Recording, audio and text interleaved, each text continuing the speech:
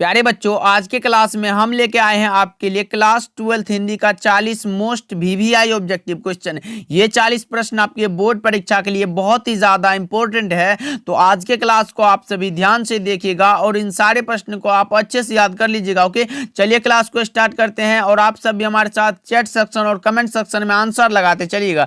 देखिए, पहला नंबर सवाल आपके सामने लगाएंगे, सही जवाब क्या होगा? भारतवर्ष शब्द कौन सी संज्ञा है? लो जी, पूछा जा चुका है कि भारतवर्ष शब्द कौन सी संज्ञा है? जातिवाचक, भाववाचक, समूहवाचक या फिर व्यक्तिवाचक?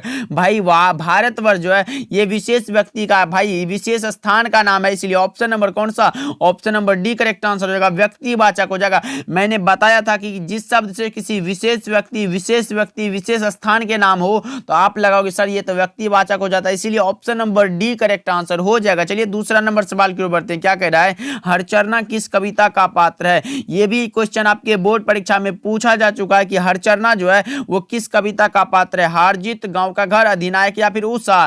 तो मैं बता दूं, उषा चैप्टर जो है जिनके रचनाकार है रघुवीर शाह, इसी के पात्र है। कौन सा? Option number C correct answer हो जाएगा। लगा लो आप सभी, हरचरना जो अधिनायक कविता का पात्र है, इसलिए option number C correct answer हो जाएगा। ओके, चलिए तीसरा नंबर सवाल की ओर बढ़ते हैं। देखिए क्या कह रहा है? दानव दुरात्मा एक, क्या दानव दुरात्मा एक मानव की आत्मा एक, यह पंक्ति किस शीर्षक कविता की है? दानव दुरात्मा एक मानव की आत्मा एक, यह पंक्ति जो है यह लिया गया है जन जन का चेहरा एक, जिनके लेखक का नाम है, कवि का नाम है गजानन माधव मुक्तिबोध, इसलिए option number A correct answer हो जाएगा। 3 का लगा लो आप सभी। चलिए चौथा नंबर सवाल को देखते हैं। मात्र भाई 40 ऑब्जेक्टिव है, अच्छे से देख लो, बहुत ही ज्यादा इंपॉर्टेंट क्लास है। जगिए ब्रजराज कुंवर कुसुम फूले, यह पंक्ति किस शीर्षक कविता से है? भाई ये सूरदास के पद से लिया गया, भाई कृष्ण जी को बोल रहे हैं। कौन सा? Option number A correct answer हो जाएगा। चलिए पांचवा नंबर सवाल की ओर बढ़ते हैं कि परलोक शब्द में कौन सा उपसर्ग है? परलोक शब्द का उपसर्ग पहले लगता है, पर जोर लोक, कौन सा? Option number A correct answer हो जाएगा। लगा लो आप सभी। ओके, चलिए 6 नंबर सवाल की ओर बढ़ते हैं। क्या कह रहा है? वजीरा सिंह किस कहानी का पात्र है? लगाओ सही जवाब क्या होगा। और यह क्वेश्चन आपके 2023 के बोर्ड परीक्षा में पूछा जा चुका है। वजीरा सिंह किस कहानी का पात्र है? तो यह उसने कहा था, कहानी के लेखक है चंद्रधर शर्मा गुलेरी, उसी का पात्र है वजीरा सिंह, याद कर लो आप सभी। चलिए 7 नंबर सवाल की ओर बढ़ते हैं कि कुछ खा लो किस सर्वनाम का उदाहरण है? कुछ खा लो किस सर्वनाम का उदाहरण है? भाई अनिश्चयवाचक, कौन सा? Option number B correct answer हो जाएगा। लगा लो आप सभी। ओके, चलिए 8 नंबर सवाल की ओर बढ़ते हैं कि पुष्प शब्द का विशेषण क्या होगा? पुष्प का विशेषण हो जाएगा पुष्पित, option number B correct answer हो जाएगा। चलिए 9 नंबर सवाल की ओर बढ़ते हैं। क्या कह रहा है? साम्यवादी किससे लड़ रहा है? भाई लगाओ सही जवाब क्या होगा। साम्यवादी जो है वो किससे लड़ रहा है? पूंजीवादी से, समाजवादी से, सत्तावादी से या फिर आतंकवादी से? ये लड़ रहा है पूंजीवादी से, इसलिए ऑप्शन नंबर ए लगा लो, बिल्कुल सही जवाब हो जाएगा। चलिए 10th नंबर सवाल को देखते हैं। तीर मारना मुहावरे का अर्थ क्या होता है? तीर मारना, भाई तीर मारना मुहावरे का जो अर्थ होता है वो होता है बड़ा काम करना। कौन सा? Option number A correct answer हो जाएगा। बड़ा कार्य करना, धन कमाना, शिकार करना, सफलता पाना, ये सब नहीं होता है। लगा लो A is the correct answer. 11 number सवाल है, भगत सिंह की रचना निम्न में से कौन सी है? भाई संपूर्ण क्रांति जो है ये जयप्रकाश नारायण की रचना है। एक लेख और एक पत्र भगत सिंह की रचना है, जो कि सही जवाब होने वाला है। ओ सदा निराज जगदीश चंद्र माथुर की रचना, और उसने कहा था ये जो है चंद्रधर शर्मा गुलेरी की रचना, इसलिए ऑप्शन नंबर बी लगा लो। एक लेख और एक पत्र के रचनाकार है भगत सिंह। लगा लो आप सभी। चलिए 12 नंबर सवाल की ओर बढ़ते हैं। ज्ञानेंद्र पति का जन्म स्थल कहाँ है? जन्म स्थान पूछा गया किसका? ज्ञानेंद्र पति का। पथरगामा, गोड्डा, झारखंड। कौन सा? भाई ऑप्शन नंबर ये सही हो जाएगा। लगा लो आप सभी। 12 का A is the correct answer. Okay, चलिए 13 नंबर सवाल के ऊपर बढ़ते हैं। दिल छोटा करना मुहावरे का अर्थ क्या है? दिल छोटा करना मुहावरे का अर्थ जो होता है वो होता है हतोत्साहित होना। क्या? हतोत्साहित होना, इसलिए ऑप्शन नंबर सी इसका राइट आंसर हो जाएगा। चलिए 14 नंबर सवाल के ऊपर बढ़ते हैं। फटाफट से आप रिवीजन करते चलो, याद है तो रिवीजन कर लो, अगर याद नहीं है तो याद भी करते चलो। आदमी यथार्थ को जीता ही नहीं, यथार्थ को रचता भी है, यह कथन किस लेखक का है? बताएंगे आप सभी। 14 का सही जवाब क्या होगा? तो यह जो है मल्यज का रचना है, जो कि हंसते हुए मेरा अकेलापन चैप्टर से लिया गया है। कौन सा? भाई option number A correct answer हो जाएगा। लगा लो आप सभी। चलिए 15 नंबर सवाल की ओर बढ़ते हैं। क्या कह रहा है? ट का उच्चारण स्थान क्या है? लिरिटुर सानांग मूर्धा। कौन सा? Option number A correct answer हो जाएगा। मूर्धा से भाई ऑप्शन नंबर ए सही जवाब हो जाएगा। चलिए 16 नंबर सवाल की ओर बढ़ते हैं। कवि शब्द कौन सी संज्ञा है? कवि शब्द में कौन सा संज्ञा है भाई? कवि जो है बहुत सारे कवि जो है अलग अलग प्रकार के होते हैं, इसीलिए कौन सा जातिवाचक, जाति का बोध हो रहा है, इसलिए option number B correct answer हो जाएगा। ओके, ये कवि विशेष कवि का नाम नहीं लिया गया, इसलिए व्यक्तिवाचक कवि होगा नहीं। ओके, याद रखिएगा। चलिए 17 नंबर सवाल को बढ़ते हैं। अधिकतम शब्द का विलोम क्या होगा? अधिकतम है तो भाई न्यूनतम हो जाएगा, option number A correct answer हो जाएगा। 17 का लगा लो आप सभी। चलिए 18 नंबर सवाल को बढ़ते हैं कि प्यारे नन्हे बेटे को शीर्षक कविता में नायक कहाँ का रहने वाला है? प्यारे नन्हे बेटे को, भाई देखो कितना घुमा फिरा के क्वेश्चन पूछा है। प्यारे नन्हे बेटे को शीर्षक कविता का नायक कहाँ का रहने वाला है,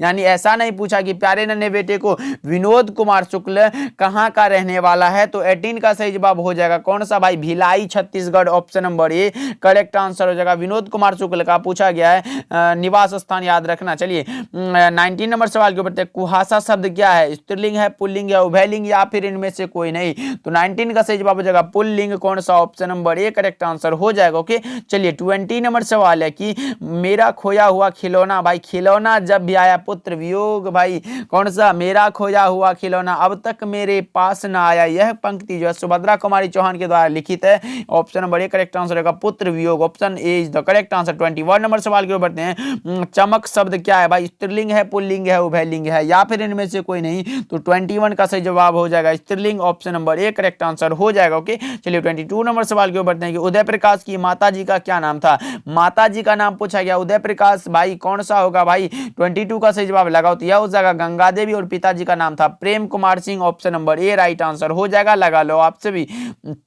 23 नंबर सवाल है, मुन्नी डाक गाड़ी के पीछे क्यों भागती है? मुन्नी जो है डाक गाड़ी के पीछे इसलिए भागती है क्योंकि उसको चिट्ठी लेना है, यानी कि option number A correct answer हो जाएगा 23 का। ओके, चलिए 24 नंबर सवाल क्यों बढ़ते हैं। प्रकृति वर्णन से संबंधित कविता कौन है? प्रकृति वर्णन से संबंधित कविता जो है वो है उषा, जो कि शमशेर बहादुर सिंह के द्वारा लिखा गया, ऑप्शन नंबर बी इसका राइट आंसर हो जाएगा।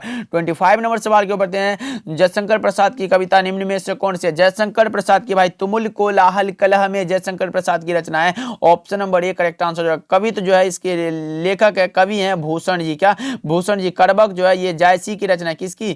जयसी की, याद रखिएगा आप सभी। हारजीत अशोक वाजपेयी की रचना, इसको भी याद रखिएगा। 26 नंबर सवाल के ऊपर कनिष्ठ शब्द का विलोम क्या होगा? ज्येष्ठ हो जाएगा, कनिष्ठ का विलोम ज्येष्ठ हो जाएगा, option number A correct answer हो जाएगा। 27 नंबर सवाल के ऊपर बढ़ते हैं। अनल शब्द का पर्यायवाची शब्द क्या है? अनल का पर्यायवाची कौन सा होगा भाई? आग को ही तो बोलते हैं, दूसरा रूप आग हो जाएगा, option number A correct answer हो जाएगा। 27 का इज द करेक्ट आंसर। आग, पावक, अनल, अग्नि इसी प्रकार होता है।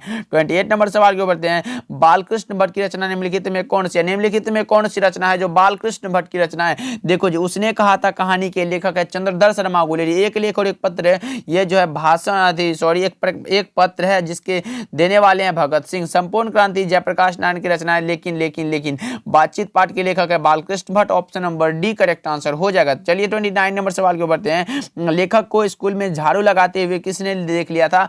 लेखक के पिताजी ने। क्या? लेखक के पिताजी ने, option number C correct answer हो जाएगा। चलिए 30 नंबर सवाल की ओर बढ़ते हैं। सुखमय जीवन किसकी रचना है? सुखमय जीवन जो रचना है वो है चंद्रधर शर्मा गुलेरी की रचना। क्या? चंद्रधर शर्मा गुलेरी की रचना है, इसलिए option number D correct answer हो जाएगा। 31 नंबर सवाल की ओर बढ़ते हैं। सौभाग्य शब्द का विलोम क्या होगा? उल्टा शब्द पूछा गया सौभाग्य का, तो यह हो जाएगा दुर्भाग्य, कौन सा? Option number B correct answer हो जाएगा। लगा लो आप सभी।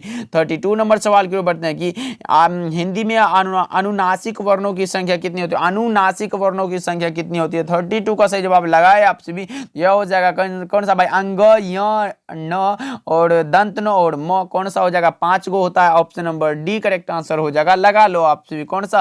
अंग होता है, य होता है, मूर्धन्त न होता है, दंत न होता है और कौन सा? तो म होता है, इसको याद रखिएगा। चलिए नेक्स्ट सवाल को बढ़ते हैं। 33 नंबर सवाल को बढ़ते हैं। रचना की दृष्टि से वाक्य के कितने प्रकार होते हैं? रचना की दृष्टि से वाक्य कौन सा? सरल वाक्य, संयुक्त वाक्य और मिश्र वाक्य, 3 होते हैं, इसलिए option number C correct answer हो जाएगा।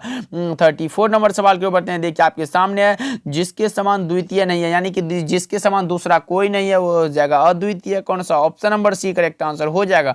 35 नंबर सवाल के ऊपर बढ़ते हैं। सूरदास किस भाषा के कवि है? सूरदास जी कौन सा भाई? ब्रज भाषा के कवि हैं, यानी कि कृष्ण भक्ति धारा के कवि हैं ये, option number C correct answer हो जाएगा। चलिए 36 नंबर सवाल के ऊपर बढ़ते हैं। मीरा ने अपना प्रियतम किसे माना जाता है? मीरा ने अपना प्रियतम माना है किसको भाई, कृष्ण को। Option number B correct answer हो जाएगा। 37 नंबर सवाल की ओर बढ़ते हैं कि पाठक शब्द का स्त्रीलिंग रूप क्या होगा। पाठक का स्त्रीलिंग रूप कौन सा होगा भाई, पाठिका हो जाएगा। Option number B right answer हो जाएगा।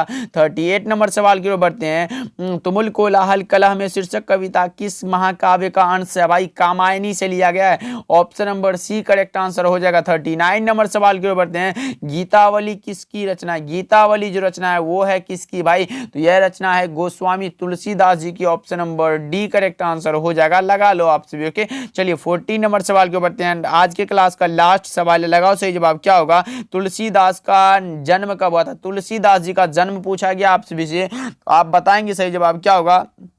तो यह हुआ था 1543 ईस्वी में, इसलिए ऑप्शन नंबर डी इसका करेक्ट आंसर हो जाएगा। 40 का D is the correct answer. लगा लो आप सभी और बताओ कमेंट करके कि ये 40 प्रश्न में आप कितना सही कर पाए। अच्छे से देख लीजिएगा, याद हो जाएगा। मिलते हैं अगले क्लास में एंड बाय बाय।